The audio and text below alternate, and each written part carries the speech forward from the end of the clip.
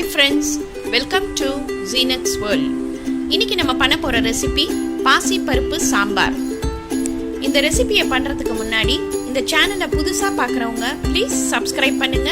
அப்படியே பக்கத்துல உள்ள பெல் பட்டனை அமுக்குங்க. இப்போ நம்ம ஃபர்ஸ்ட் ஒரு கப் பாசி பருப்பு அதை லேசா வறுத்து எடுத்து வச்சிருக்கேன். வெங்காயம், தக்காளி, பச்சை மிளகா, பூண்டு இதுதான் நம்ம இப்போ குக்கரில் போட்டு வேக வைக்க போகிறோம். பாசிப்பருப்பை நல்லா கழுவி க்ளீன் பண்ணி வச்சுருக்கேன். அதில் நம்ம வெங்காயம் ஒரு 2 வெங்காயம் கட் பண்ணி போட்டுக்கோங்க. ஒரு 7-8 பூண்டு, பச்சை மிளகா 2 பிச்சு போட்டுருங்க. தக்காளி 2. இதில் நம்ம ஒரு அரை செம்பு தண்ணி ஊற்றிக்கலாம். ஊற்றிட்டு இது எல்லாத்தையும் சேர்த்து குக்கரில் நம்ம ஒரு 2 விசில் வைப்போம். பாசிப்பருப்பு சீக்கிரமாகவே வெந்துடும். இந்த சாம்பாரை நம்ம ரொம்ப சீக்கிரம் பண்ணி முடிச்சிடலாம்.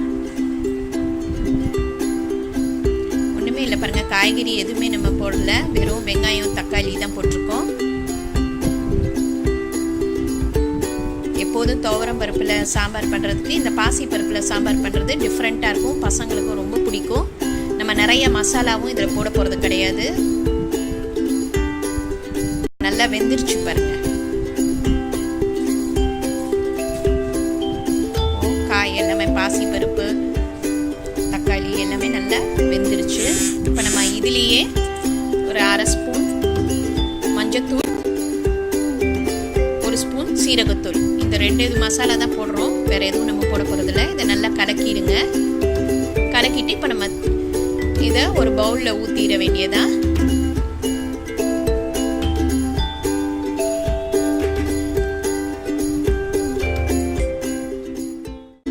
எண்ணெய் நல்லா காஞ்சிருச்சு.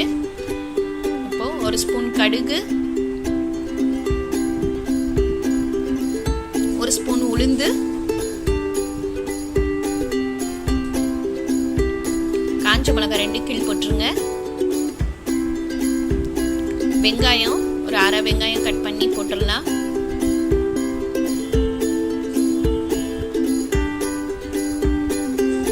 கருவேப்பிலை ஒரு கை அளவு போட்டுருங்க.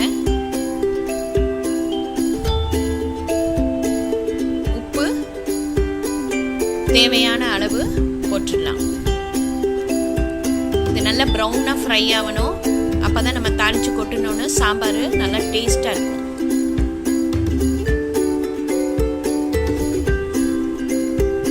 நல்லா வதங்கிடுச்சு பாருங்க. இப்போ நம்ம தாளிச்சதை அதில் ஊற்றிடலாம். செம வாசனையாக இருக்கு. சின்னவங்களுக்கு பெரியவங்களுக்கு காரம் பிடிக்காதவங்களுக்கு இந்த சாம்பார் ரொம்ப பிடிக்கும்.